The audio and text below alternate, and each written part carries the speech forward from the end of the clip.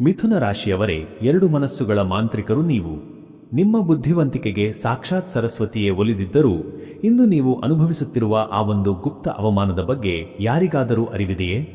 ನಿಮ್ಮ ಮಾತಿನಿಂದಲೇ ಕೋಟ್ಯಂತರ ರೂಪಾಯಿ ಸಂಪಾದಿಸುವ ಶಕ್ತಿ ನಿಮಗಿದ್ದರೂ ಈಗ ಯಾರೋ ನಿಮ್ಮ ಬಾಯಿಯನ್ನು ಕಟ್ಟಿಹಾಕಿದಂತೆ ಫೀಲ್ ಆಗುತ್ತಿದೆಯೇ?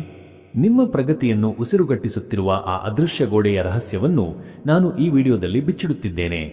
ಈ ಸತ್ಯ ತಿಳಿಯುವ ಮುನ್ನ ವಿಡಿಯೋಗೆ ಒಂದು ಲೈಕ್ ನೀಡಿ ಮತ್ತು ಕಮೆಂಟ್ ಬಾಕ್ಸ್ನಲ್ಲಿ ಜೈ ಶ್ರೀ ಕೃಷ್ಣ ಎಂದು ಬರೆಯಿರಿ.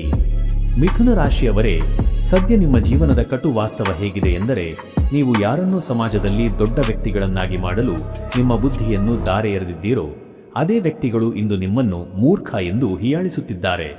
ನಿಮ್ಮ ಮಿದುಳಿನ ಶಕ್ತಿಯನ್ನೇ ಬಳಸಿ ಲಾಭ ಮಾಡಿಕೊಳ್ಳುತ್ತಿರುವ ಆಪ್ತ ವಲಯದ ಬುದ್ಧಿವಂತ ಶತ್ರು ಒಬ್ಬರು ನಿಮ್ಮ ಸುತ್ತಲೇ ಇದ್ದಾರೆ.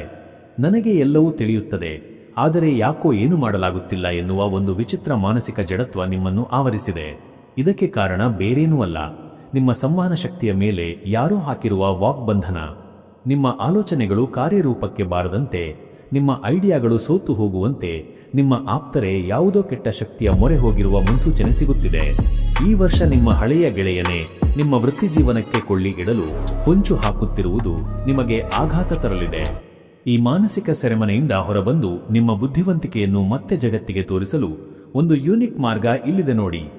ಸತತ 5 ಬುಧವಾರ ಒಂದು ಹಸಿರು ಬಣ್ಣದ ಬಟ್ಟೆಯಲ್ಲಿ ಸ್ವಲ್ಪ ಹೆಸರು ಕಾಳನ್ನು ಕಟ್ಟಿ ಅದನ್ನು ಹರಿಯುವ ನೀರಿಗೆ ಬಿಡಿ ಅಥವಾ ದೇವಸ್ಥಾನದ ಮುಂದೆ ಇರುವ ಪ್ರಾಣಿಗಳಿಗೆ ಆಹಾರವಾಗಿ ನೀಡಿ. ಈ ಸಣ್ಣ ಕ್ರಿಯೆ ನಿಮ್ಮ ಮೇಲಿರುವ ದೃಷ್ಟಿದೋಷವನ್ನು ಕತ್ತರಿಸಿ ನಿಮ್ಮ ಆಲೋಚನೆಗಳಿಗೆ ಮತ್ತೆ ರೆಕ್ಕೆ ಬರುವಂತೆ ಮಾಡುತ್ತದೆ. ಹೆಚ್ಚಿನ ಮಾಹಿತಿಗಾಗಿ ಈ ಮೇಲಿನ ನಂಬರ್ಗೆ ಕರೆ ಮಾಡಿ.